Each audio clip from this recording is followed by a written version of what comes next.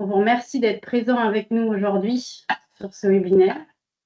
Comme vous le savez, on s'est lancé avec nos partenaires sur une série de 7 webinaires. Donc aujourd'hui, c'est le deuxième. Et donc, si ce n'est pas déjà fait, n'hésitez pas à vous inscrire pour participer à la suite. Et c'est donc une action qui est co-construite avec nos adhérents et partenaires que sont l'association Repère, la Chambre d'agriculture et de la pêche de Nouvelle-Calédonie et la Décale Technopole. Donc, pourquoi on a lancé ces webinaires sur les matières organiques? Un des objectifs, c'est d'aller renforcer les liens et notamment créer des synergies entre les acteurs de l'économie circulaire, donc tout ce qui est valorisation et déchets organiques, et entre les acteurs que sont notamment les producteurs, agriculteurs qui utilisent ces produits et où la matière organique permet aussi, on l'a déjà vu, on le verra au cours des webinaires, d'améliorer la qualité et renforcer la résilience des systèmes en améliorant la qualité des sols. Ces webinaires, ils permettent d'éclaircir des notions clés en fonction des thématiques qu'on vous propose. Et donc, à chaque webinaire, on invite différentes personnes ressources. Donc, n'hésitez pas à poser des questions à la fin pour éclaircir les notions, en savoir plus. On est vraiment là pour ça, c'est fait pour. Et un autre objectif, évidemment, c'est de mettre en avant les filières locales. Donc, quelles sont les matières organiques disponibles localement et comment on les utilise en ayant des conseils pratiques et des retours d'expérience. Aujourd'hui, comment ça va se dérouler? Je vais vous faire une présentation de 20 minutes. Donc, moi, je suis Chloé Sagliben, l'animatrice du cluster Valorga pour valorisation locale des matières organiques. Et du coup, c'est une association qui réunit des gestionnaires de déchets, des transformateurs et des utilisateurs. Et une de nos missions, c'est de promouvoir l'utilisation des produits organiques issus d'une économie circulaire sur le territoire. On aura avec nous en deuxième partie une présentation de Vaimana Fogliani, qui est présent en visio, qui est directeur de l'exploitation agricole du lycée Michel Rocard, qui nous fera un petit retour d'expérience sur l'utilisation des différents types de produits sur ces parcelles. Et ensuite, on aura vraiment un temps dédié aux questions-réponses et sont autour de moi aujourd'hui Nicolas Hugo, conseiller de Nouvelle-Calédonie, et François Coupry, conseiller en agroécologie dans l'association Repère. Donc, toutes vos questions, on les traitera dans la dernière partie questions-réponses. Si vous en avez en cours de route, n'hésitez pas à utiliser la conversation pour les poser et comme ça, on les traitera à la fin. Et si vous voulez les garder pour la fin, il n'y a pas de souci non plus. Et pour mes mots, du coup, cette présentation, elle est enregistrée pour pouvoir être diffusée ensuite sur nos réseaux. Et vous aurez accès au PowerPoint de présentation par la suite. Donc aujourd'hui, la thématique de notre webinaire, c'est les différents types de produits organiques, comment les différencier et que choisir entre engrais, amendements et biostimulants. Déjà, qu'est-ce qu'un produit organique? Un produit organique, c'est un produit qui est issu de la valorisation des matières organiques. La matière organique, on l'a vu au dernier webinaire, c'est bien une matière carbonée qui est produite par les êtres vivants, qu'ils soient végétaux, animaux ou micro-organismes. Et donc, c'est une matière qui est constituée de composés organiques, carbone, eau, hydrogène, mais aussi autres éléments comme azote, phosphore, etc.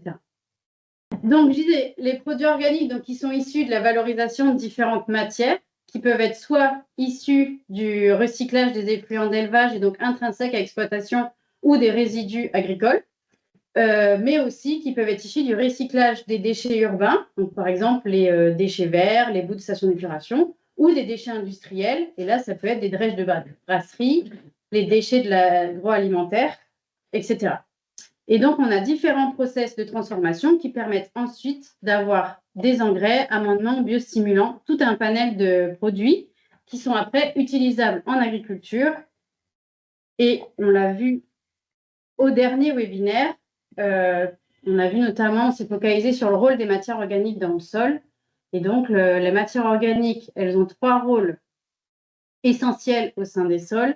Un premier rôle énergétique, donc c'est une source de carbone pour tout ce qui va être la vie dans le sol, les micro-organismes, donc permettre leur développement, leur vie et du coup leur activité. Elle a un rôle au niveau de la physique du sol. On a vu, elle va se lier à l'argile du sol et former le complexe argilo-humique et du coup devenir un élément majeur de la structure du sol. Et elle a un rôle nutritionnel via sa dégradation au travers des micro-organismes et donc sa minéralisation. Elle va fournir ensuite des éléments nutritifs pour les plantes. Et ces 3 rôles fondamentaux, du coup, ils vont dépendre du type de composé organique dont sont faites les matières et de comment c'est transformé dans le sol, etc. Donc, le retour au sol des matières organiques a 2 enjeux. Un, revaloriser nos déchets et donc créer une économie circulaire. Et en même temps, entretenir le stock de matières organiques du sol et favoriser la fertilité à la fois biologique, physique et chimique.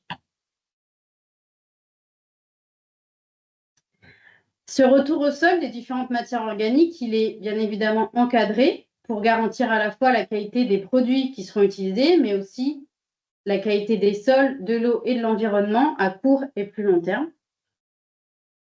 Et on a du coup 2 types d'encadrement en fonction de statut de la matière. Donc, soit elle a un statut de déchet, auquel cas elle est sous la responsabilité de son producteur jusqu'à la fin. Et pour être utilisé, ce déchet, il est épandu. Et donc, il y a des analyses qui doivent être faites pour vérifier qu'il n'y ait pas de problème d'innocuité, donc de contamination qui puisse être réalisée dans les sols, l'eau, l'environnement à plus ou moins long terme. Respecter un certain nombre de critères qualité.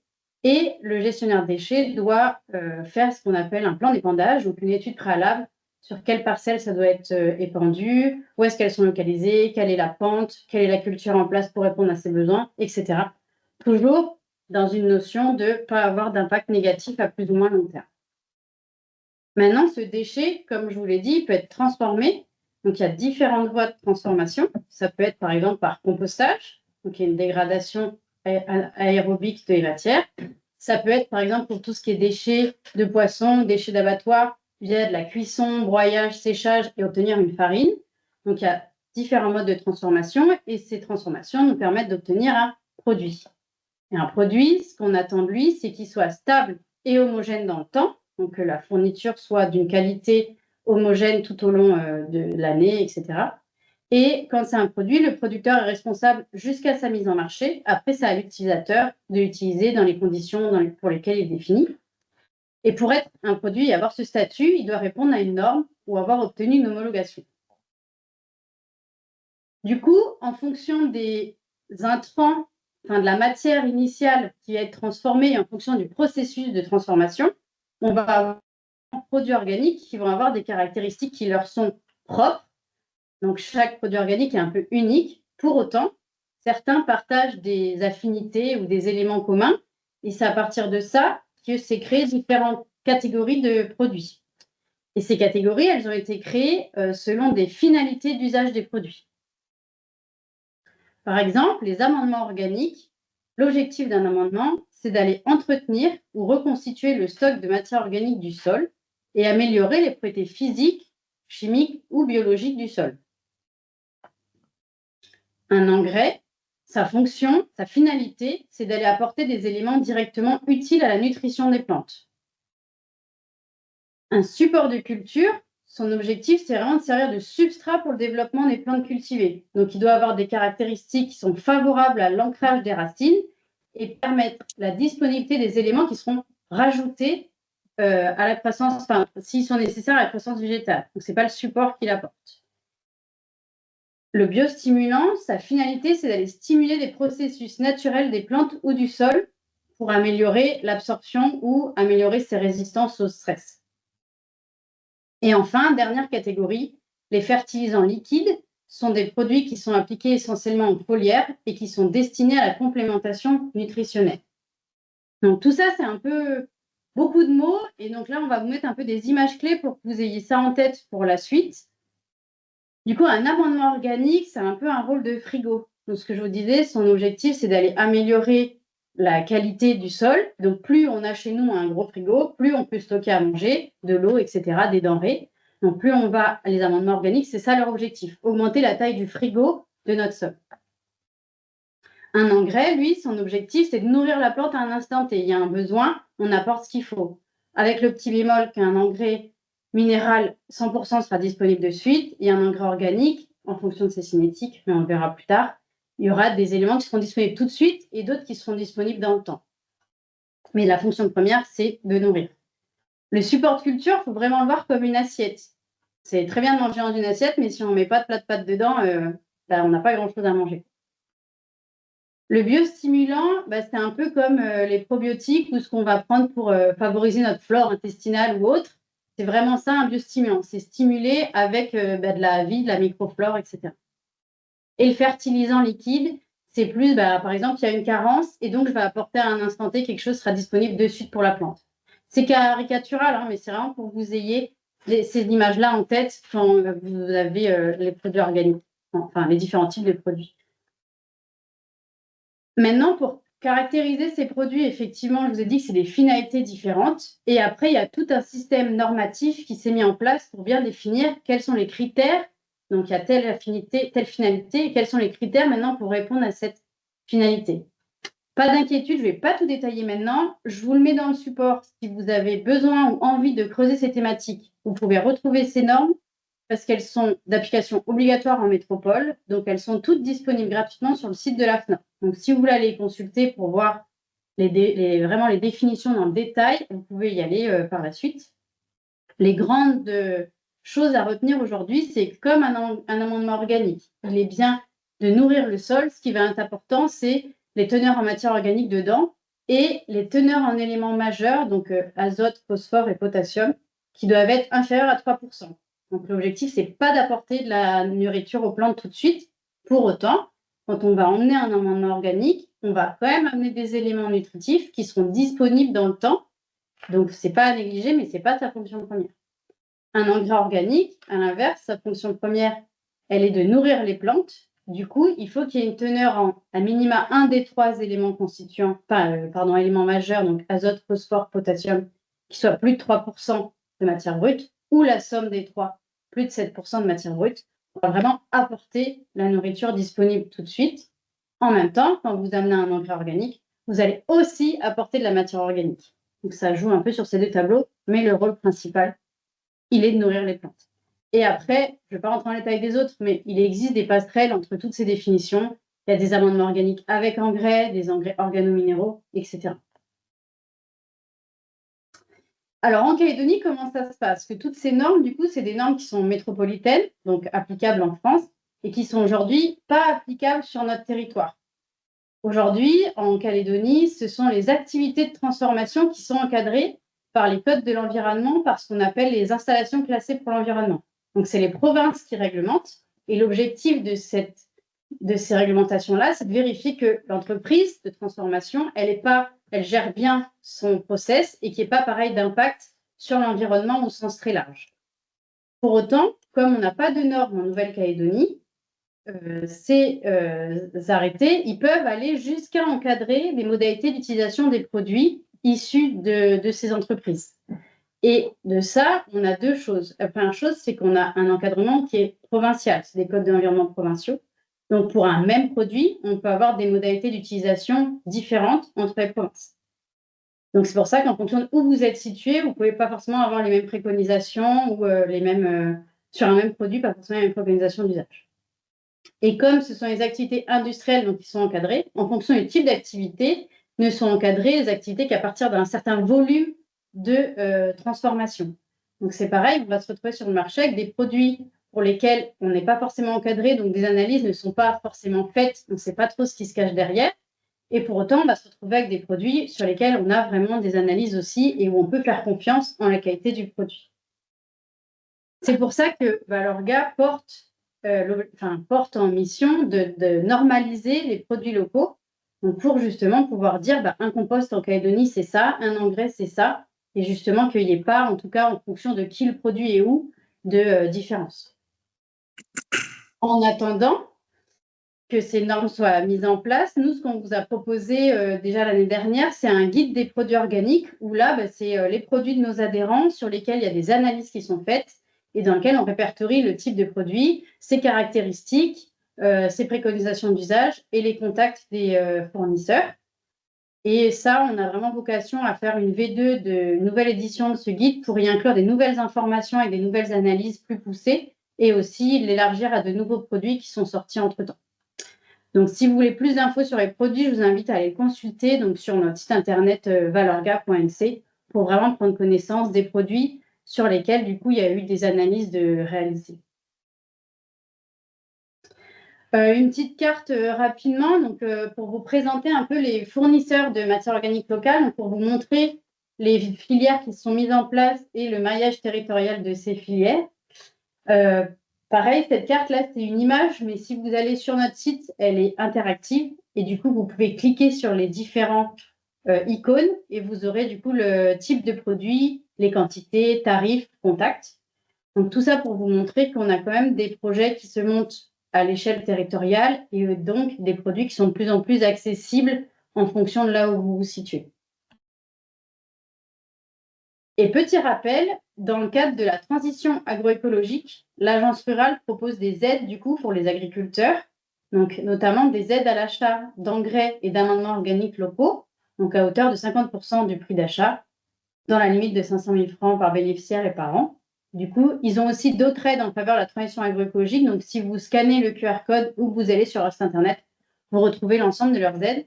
Et du coup, voilà, à ne pas oublier quand vous achetez des produits organiques, notamment locaux, d'aller actionner ces aides-là qui existent toujours. Donc, que retenir? Quel produit apporter? Est-ce que finalement, il vaut mieux que j'apporte un engrais? Est-ce qu'il vaut mieux que j'apporte un amendement? Est-ce qu'il vaut mieux tel type de produit par rapport à tel autre? La première question qu'il faut se poser, c'est quel est mon objectif? Si mon objectif, il est d'aller améliorer ou d'entretenir mon sol, alors il faut que j'apporte des amendements. Et là, on vous donne rendez-vous dans les 2 prochains webinaires où on va voir les différentes caractéristiques dans le détail des amendements locaux et dans le 4e webinaire, quelle quantité apporter, comment on estime les quantités à apporter. Si mon objectif, il est de nourrir ma culture, j'ai besoin d'avoir du rendement, j'ai besoin d'avoir en temps que ça se mette en place, etc., d'apporter de la nutrition à mes cultures, ben là, j'apporte un engrais. Et là, à nouveau, pour creuser plus en détail quel engrais organique on a localement et quelle quantité apporter, comment on raisonne les fertilisations organiques, on vous donne rendez-vous pour les webinaires numéro 5 et 6, donc fin octobre et début novembre. Et si mon objectif, il est d'aller stimuler la biodiversité de mon sol et les micro-organismes ou ma plante, à ce moment-là, j'apporte des biostimulants. Pour l'instant, on n'a pas de webinaire prévu sur cette thématique-là, mais on verra par la suite. Et après, deuxième question, quels sont les produits disponibles et à quelles conditions? Là, pour ça, c'est en fonction de votre localisation. Et du coup, je vous invite à vraiment vous appuyer sur des outils comme la carte et le catalogue des produits organiques locaux pour avoir des éléments de réponse. Du coup, si vous le voulez bien, je vais laisser la parole à Vaimoana Foliani, du coup, directeur d'exploitation du lycée Michel Rocard, qui va nous faire un petit retour d'expérience sur l'utilisation de différents produits organiques. Vaimoana, c'est bon pour toi? Le nouveau directeur du lycée agricole de Pointe-Boute. Ça fait 6 mois que je suis en poste. Là, je vais vous présenter l'utilisation de la matière organique en fertilisant sur nos parcelles. En introduction, donc, je vais vous poser un peu le cadre du lycée agricole.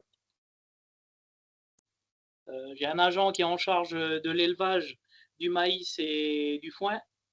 Depuis peu, suite aux événements, on a passé un employé à 60% sur la partie maraîchage, apiculture, pépinière maraîchère et pépinière fruitière. Et par semaine, on a entre 80 et 100 élèves sur l'ensemble des ateliers de l'exploitation. La surface totale de l'exploitation, c'est 160 hectares. On a 140 hectares pour la production animale, avec un sol à dominance vertisol. On a 110 têtes de bétail de race Drogmaster en bovin viande. On a relancé aussi la production de poulet de chair avec une vente exclusive au niveau de la cantine. Donc, ils sont en semi-liberté. On a 50 ruches avec un rucher excentré.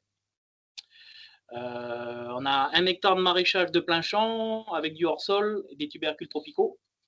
Et une pépinière de 1000 m² avec du fruitier, du maraîchage et de l'horticulture. On produit aussi du foin avec 18 hectares dans 5 hectares irrigués. Un atelier de compostage avec une capacité de 80 m³ par an soumis aux ICPE de la province Nord. Et pour finir, on possède une parcelle en location de 5 hectares de maïs. Après, en termes de météo, l'exploitation, elle se situe à Point-Bout et on est à 1200 mm à l'année. Là, on est en période sèche, mais on s'attend à de fortes périodes de pluie en décembre, et on espère. Du coup, je vais vous faire un petit focus sur une problématique de l'exploitation qui est une problématique sol. Donc, on a une dominance avec du vertisol sur les 140 hectares. Donc, c'est un sol de climats tropicaux de couleur foncée. Pour ceux qui le connaissent en Nouvelle-Calédonie, c'est un sol noir avec énormément d'argile.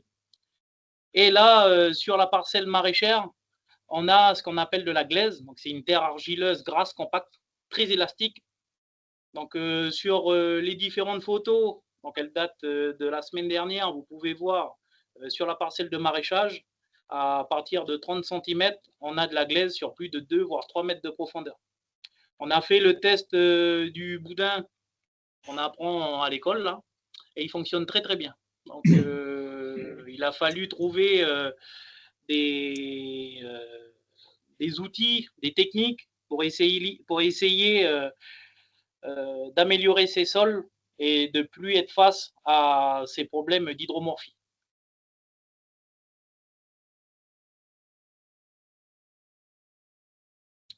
Donc là, vous avez le lycée agricole et en premier plan, vous avez la parcelle maraîchère. Donc elle fait à peu près 1 hectare, mais en surface cultivable, on ne doit pas dépasser les 20 arts. J'ai pas voulu relancer cette année la totalité de la parcelle. On a voulu tout d'abord travailler sur des plus petites parcelles et essayer de comprendre comment on pouvait les améliorer. Déjà, dans un premier temps, essayer de comprendre qu'est-ce qui va pas, et ensuite de trouver les outils adéquats. Donc là, en bleu, c'est une parcelle où on travaille exclusivement avec des fertilisants organiques et des amendements organiques. Par contre, on se laisse le choix de faire un traitement chimique en cas de problème. Sur la parcelle jaune, là, on est sur la parcelle conventionnelle où on travaille en mix avec de la matière organique et je complète avec du drainage de solutions nutritives de notre culture hors sol et des engrais chimiques. Ensuite, en rose, là, vous avez notre parcelle hors sol, notre pépinière, une salle de classe et nos serres de multiplication, nos tables de travail. Et en vert, c'est une nouvelle parcelle. Donc, vous avez un poulailler. On travaille en agroforesterie. L'idée, c'était de partir sur une forêt existante et comment on pouvait la valoriser. Là, on a créé des assiettes et on va lancer une culture de vanille qui va être en lien avec de la chouchoute et de la poméliane pour créer l'ombrage. Alors, sur le lycée, là, je vais vous présenter les différentes matières organiques qu'on a à disposition. Donc, on a 50 tonnes de compost. On a cette production à l'année. Je vous ai mis sur le côté les éléments NPK en kilos pour 1 tonne de produit. On a la possibilité, là, avec l'élevage de poules, d'avoir du fumier. Donc, cette année, on a recueilli à peu près 100 kg de fientes. Mais sur 2025, on va partir sur une bande par mois. Donc, on aura beaucoup plus de matière. Ensuite, on a un stockard où on travaille les bovins. On a volontairement ajouté de la paille sur le sol pour capter le maximum d'excréments et tous les 2-3 mois, on regratte l'intérieur du stockard. Ensuite, on travaille avec un éleveur de la zone, un éleveur de porc. Donc, on a la possibilité d'avoir à peu près 100 tonnes de fumier de porc à l'année. Donc là, le deal, c'est on lui donne des bottes de paille, lui il nous donne son déchet. Et on a la possibilité aussi d'avoir du broyat de matière organique, environ 400 mètres cubes.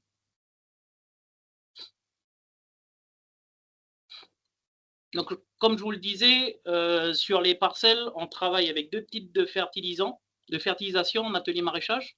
Donc, soit du 100% organique avec du compost, du fumier de poule, du fumier de bovin, porc, et aussi de l'engrais du commerce, du 6,4,11, du calcimère, du gypse, donc qui est fourni par le doc des engrais de la KPNC. Mais comment vous dire, on a fait plusieurs tests avec ces différents éléments. Donc, vous verrez, je ferai un focus sur les diapos suivants avec le fumier de porc. On travaille aussi en mixte avec du fumier de porc, le drainage de solutions nutritives et on complète avec des engrais chimiques type nitrate de potassium, urée, nitrate de calcium. Et bon, c'est des exemples.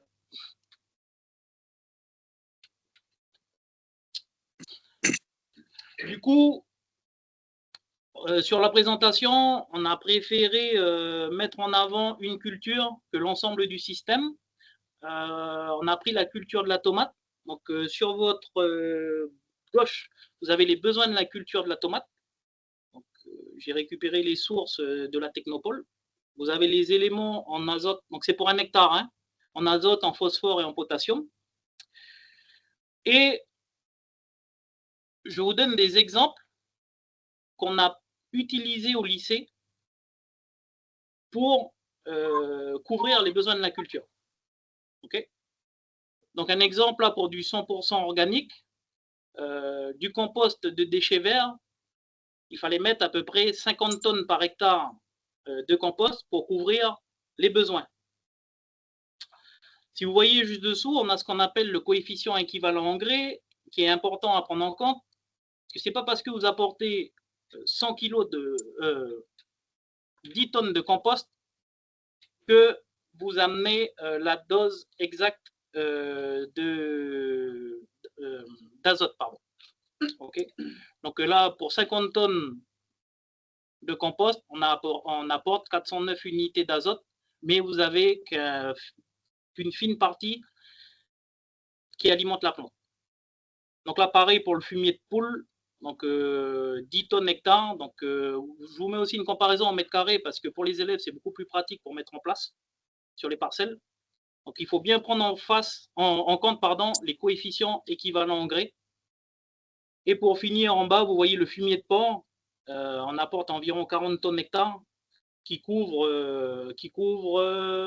en grande partie les besoins de la tomate. Okay. Ensuite, en mix organique, donc on est toujours avec 40 tonnes de fumier de porc. Cependant, on envoie du drainage de nos cultures hors sol où on produit de la salade. Donc, c'est des éléments, c'est toujours du NPK sur des doses très fines. Donc, je pourrais amener les éléments, on verra après dans les questions. Et après, en engrais soluble, pareil. On complète, on essaye de voir les différentes carences qui peuvent apparaître, mais c'est très très rare qu'on arrive à ce stade-là. Ensuite, je vous ai mis aussi un exemple 100% chimique. Non, on ne le fait pas du tout, mais c'était simplement pour mettre en exemple par rapport aux deux types de fertilisation. Vous voyez, en 100% chimique, pour couvrir les besoins de la tomate, donc on est à 550 kg de 0,3216 au travail du sol, avec 620 kg de sulfate de potasse. Ensuite, en cours de culture, on peut compléter avec du 3x17 et de l'urée.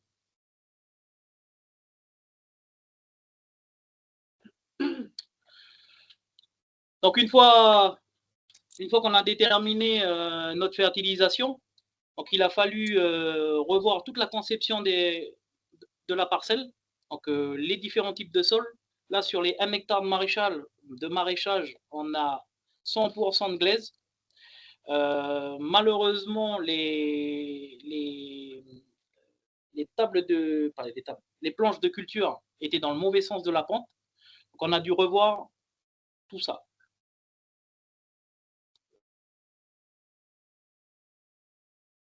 Donc là, vous avez la parcelle.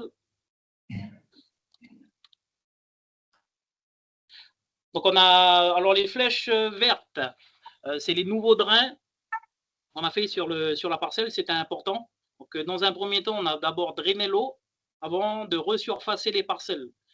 Les flèches rouges, c'est le nouveau sens des planches.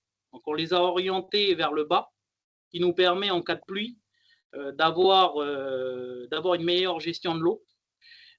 Si vous voyez le positionnement des flèches rouges là, vous marchez directement sur de la glaise, hein, pour info. Hein.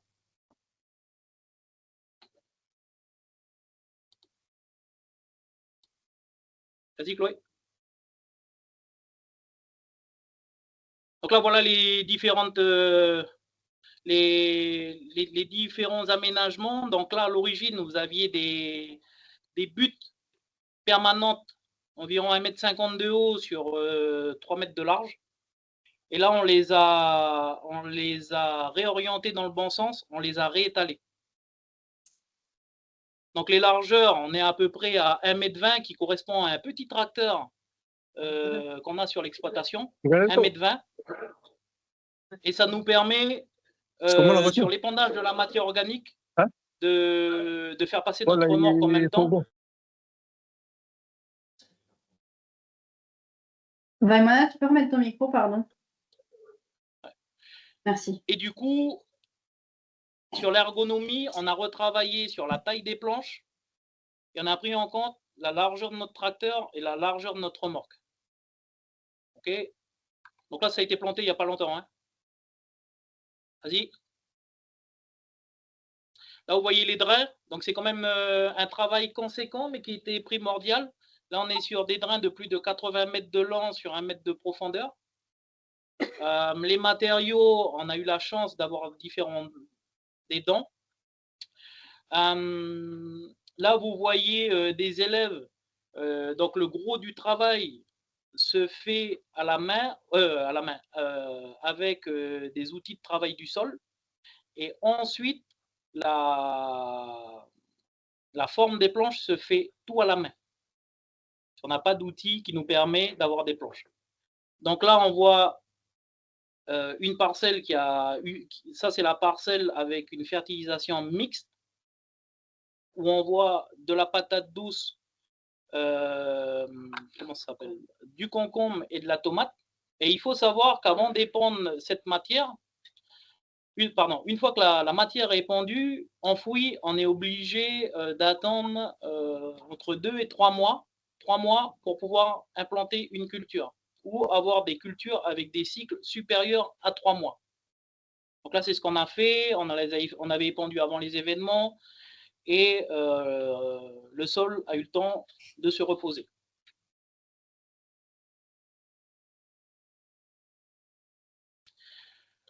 Là, je vais vous parler aussi d'un nouveau projet qu'on a mis en place au lycée. On partait du principe que certains élèves n'avaient pas tous du terrain, mais avaient des petites surfaces d'un demi-hectare, 25 ar, 1000 mètres carrés. Et comment on pouvait valoriser ces parcelles? Donc, on a essayé de faire de la culture hors sol en 100% organique. On a la chance d'avoir une scierie près de chez nous, donc on s'est fourni en bois de pinus. Et le substrat, donc c'est notre broyat, notre compost et notre terre végétale. Donc on a les bacs de culture. À l'intérieur, donc on met une bâche, et ensuite on épand la matière.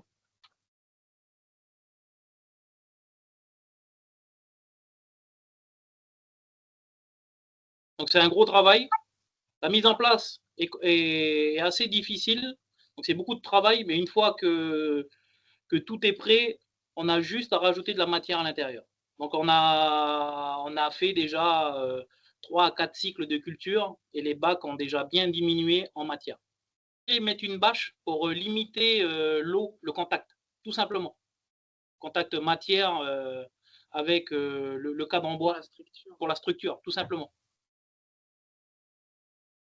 Vas-y Chloé. Donc voilà. Merci de votre attention.